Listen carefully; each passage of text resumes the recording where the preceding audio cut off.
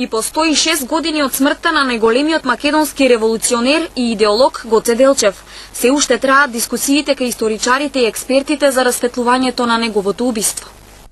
По инструкција од Софија беше мобилизирана таа мрежа да се следи и Гоце Делчев, како што јас пишува врз основа на документите, беше следен од тргнувањето од Софија, па се разбира до загинувањето во Баница. И меѓутоа се разбира се бараше најпогоден момент за да не биде загрозен, да речеме, оној другиот фактор преку откривање на една завера. Иако во историјата е забележано дека е убиено турската војска во селото Баница на 4 мај 1903.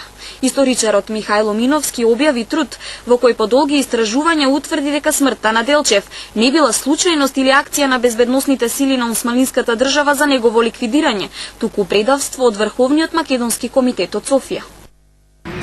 Сведоштвата на еден од современиците од тоа време, Гоце самиот знаеше дека беше издаден од Софија. Миновски вели дека револуционерот Гоце Делчев е личност која пресудно влијаела врз текот на современата историја на Македонија и токму поради тоа е ликвидиран во чекор на градењето на македонската држава.